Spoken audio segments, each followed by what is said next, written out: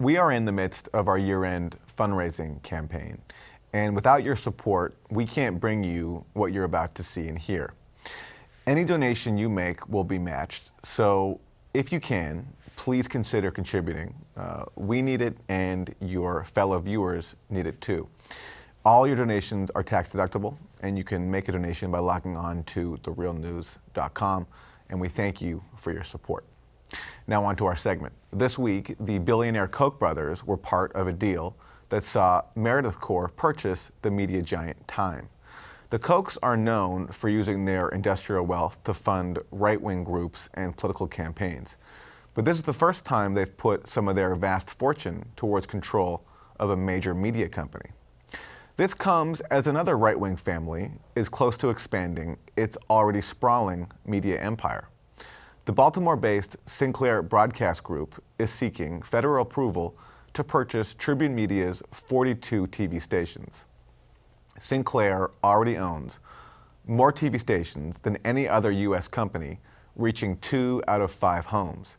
If the deal goes through, Sinclair will reach 72% of all households, and that will give them even more of a platform to broadcast the right-wing agenda they've been injecting into local news broadcasts across the country. We are threatened by a nasty cancer epidemic. It's a danger to our nation. It is political correctness and multiculturalism. Words that were once acceptable in polite conversation are no longer. Handicapped and retarded are now off limits. There is one step that's proven to dramatically reduce domestic violence: marriage. I am now a proud Washington Redskins fan. And the opinion that only black people can legitimately have an afro? Someone should tell that to American folk singer Art Garfunkel. That was a montage of some of the right-wing content that Sinclair has pushed into its local media broadcasts. And the crowd noise you heard was from the John Oliver show last week tonight on HBO, where that aired. Now, Sinclair's purchase of Tribune is pending approval from the FCC. But under Trump, the FCC has already paved the way for it to happen. Just this month, the Republican-controlled body voted to loosen restrictions that limit ownership of multiple outlets in the same market. It was the latest in a series of FCC moves to benefit Sinclair. And I'm joined now by someone who's been covering this closely. Andy Kroll is a senior reporter for Mother Jones who has been all over the Sinclair story. He has a major piece in this month's issue of Mother Jones. It's called Ready for Trump TV, Inside Sinclair Broadcasting's Plot to Take Over Your Local News. Andy, hello. Good to be here. Thanks for coming in. Tell us about Sinclair Broadcasting. The tagline that I like to use for Sinclair is that it's the most important media company that you probably haven't heard of. As you said, it's based here in the Baltimore area. It is not a big, fancy, corporate-seeming media company that you'd find in New York or Los Angeles. And unlike, say, Fox News, which is a channel on your cable box, on the guide that you pull up there, you tune to it, you know what you're getting 24 hours a day on Fox, Sinclair is a whole different creature. It is a company that owns television stations. It owns almost 200 of them around the country, more than any other company in the broadcast business. And what you see when you turn on a Sinclair channel is not Sinclair Broadcast Group. You see the 4 letters of your local television station. However, Sinclair uses that trust in your local TV anchor, the meteorologist, the guy who does high school sports, to then insert conservative commentary and, frankly, pro-Trump messaging into the local news, between the traffic and the weather, or between the local crime and the high school sports, to try to push that message on you in a way that I think is much more subtle, you would call it even insidious, than 24 hours a day of Fox News, where you know exactly what you're getting. Right. We heard one example of that montage in the intro, but let's go to more. This is more of that content that Sinclair audiences across the country are forced to watch. Did the FBI have a personal vendetta in pursuing the Russia investigation of President Trump's former national security advisor, Michael Flynn? Did the FBI have a personal vendetta in pursuing the Russia investigation of President Trump's former national security advisor, Michael Flynn? Did the FBI have a personal vendetta in pursuing the Russia investigation of President Trump's former national security advisor, Michael Flynn? Did the FBI have a personal vendetta in pursuing the investigation? It could very well be true. So that's a sample of how Sinclair-owned outlets across the country have covered the Michael Flynn angle of the Russia investigation. Andy, obviously they're reflecting a bias there very much slanted towards the Trump point of view. How does this happen? How has the company managed to force stations, in a way that most other companies don't, if any companies do, force stations to air ideological views? There's a type of programming in the broadcast business called must-runs, and that is a 90-minute commentary or a 2-minute monologue, if you will, from a corporate headquarters that's passed down to all the stations around the country. Really, this is a practice that Sinclair alone does, at least when it comes to must-run segments that have these overtly political overtones. And so earlier we heard Mark Hyman talking about snowflakes and afros and all kinds of other, frankly, nonsense. And he's been doing that for years. What you've also seen at Sinclair is earlier this year, the company hired as its chief political commentator Boris Epstein. Boris Epstein's a former Trump, got to know the Trumps through Eric Trump, who he met in college, worked on the Trump campaign as an advisor of sorts, was in the Trump White House briefly, and then his landing pad when he left the White House was Sinclair Broadcast Group. And he has this segment, Bottom Line with Boris, where he will each day spend 90 seconds talking about some issue ostensibly in the news. It could be North Korea, it could be Jim Comey when he was still the FBI director, it could be a whole range of things. But what you get really is just pure Trump White House talking points, nothing else. There's no diversity of viewpoint. There's no attempt whatsoever at even honest analysis, because it's not reporting, it's opinion.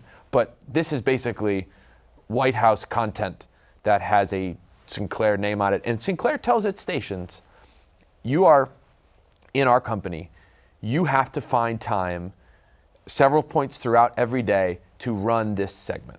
We're telling you from corporate, and you have to run it, and there is no question. And if stations resist or they, put up a fight of some kind, they can be audited. And Sinclair will say, show us that you ran these segments. So let's watch what that looks like with Boris Epstein, former Trump advisor, and here he is talking about a topic that's very much both relevant to this discussion, also in the news right now, net neutrality. The administration states that competition will cause for internet speeds to get faster, jobs to be created, and internet privacy to become stronger. We are a capitalist country. The issue at hand is not whether internet companies are going to prevent you from looking at your family photos or watching those hilarious cat videos. If that happened, we would all switch internet providers as fast as possible. Competition and innovation are a good thing. The marketplace has been key in allowing for businesses to flourish and good-paying jobs to be created. So that's Boris Epstein, former Trump advisor, now speaking to Sinclair viewers as a pundit for that broadcast giant.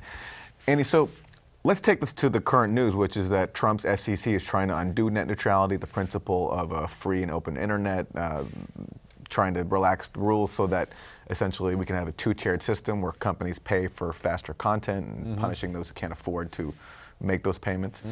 The FCC under Trump has been making moves, as I mentioned earlier, that make it easier for Sinclair to consolidate its control of local TV markets. Can you talk about what it's been up to and overall Sinclair's relationship to Washington?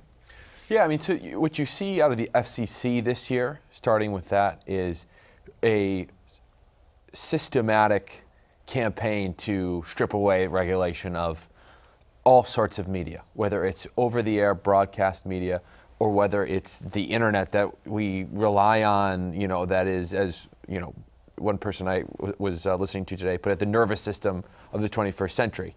And so you see knocking down regulations of media ownership.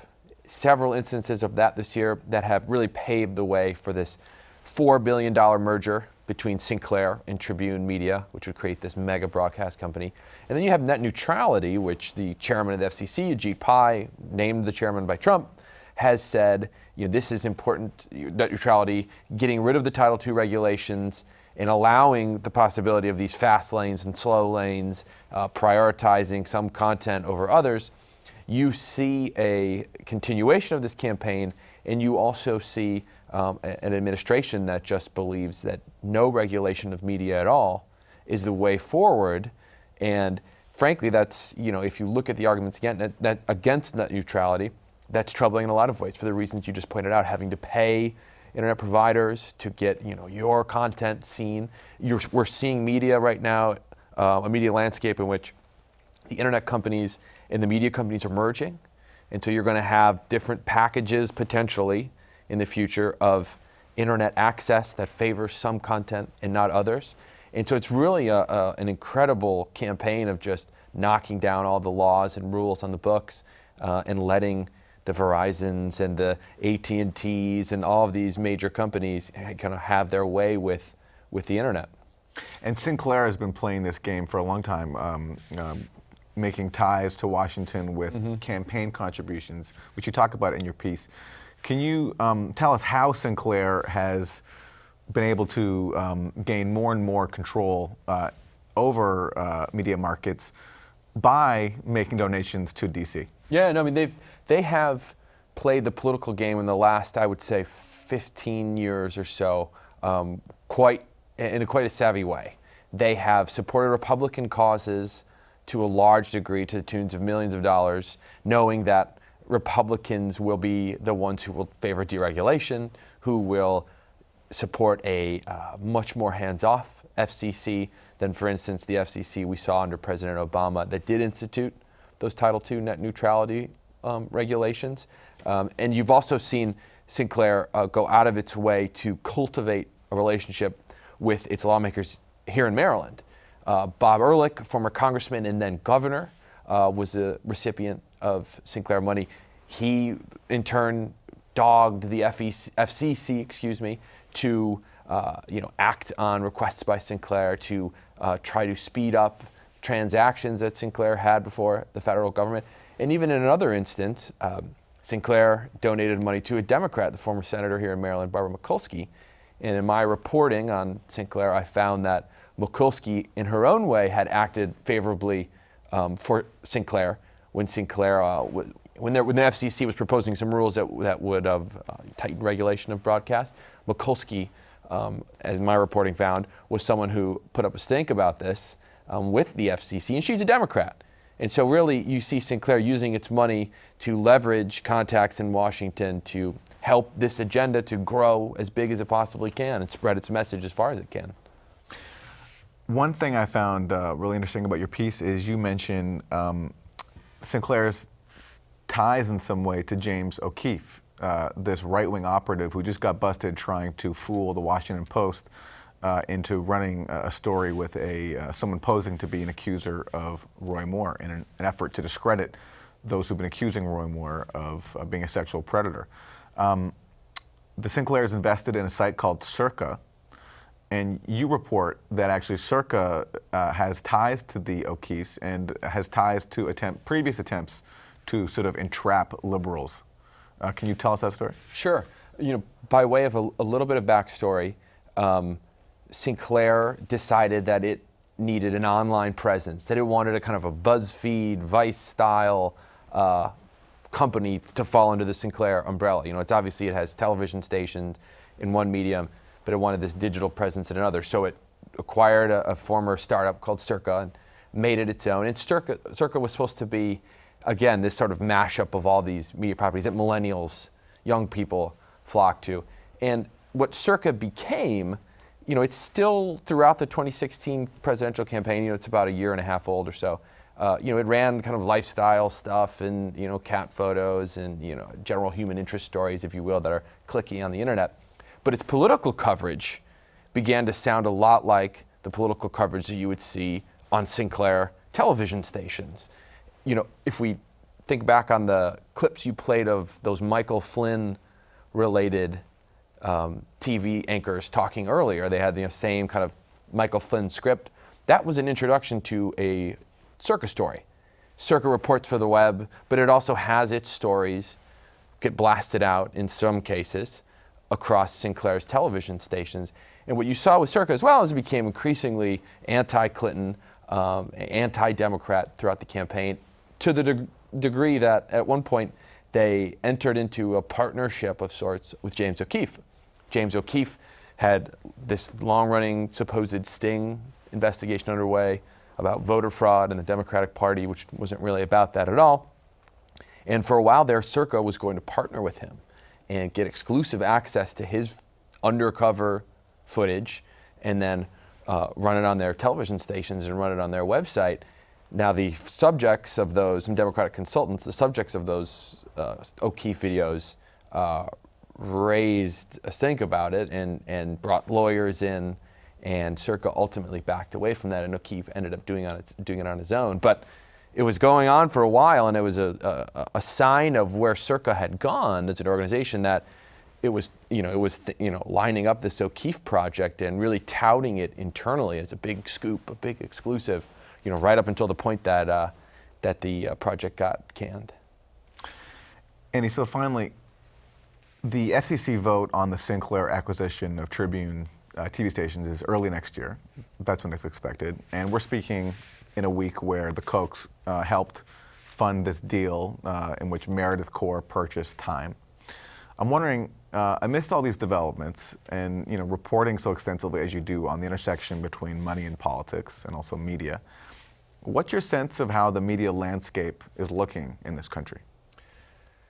It's a conflicted, in some ways, scary time for media. I think on the one hand, you have independent outlets that are thriving because they're doing accountability journalism and they're finding an audience out there that wants that kind of reporting, that knows that this journalism isn't being dictated by an agenda from a corporate owner or some other kind of political interest.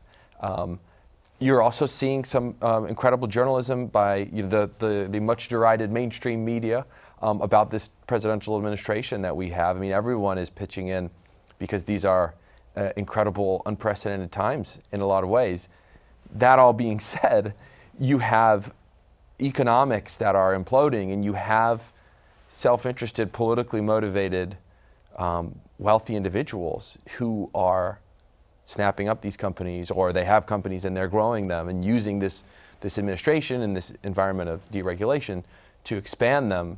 So you're seeing Sinclair grow, you're seeing the Kochs get involved in the Time Inc. Meredith deal, and it's the best of times, the worst of times in a lot of ways. I mean, for your viewers, I would only say you've got to be an educated consumer of news. You want to know where your information's coming from.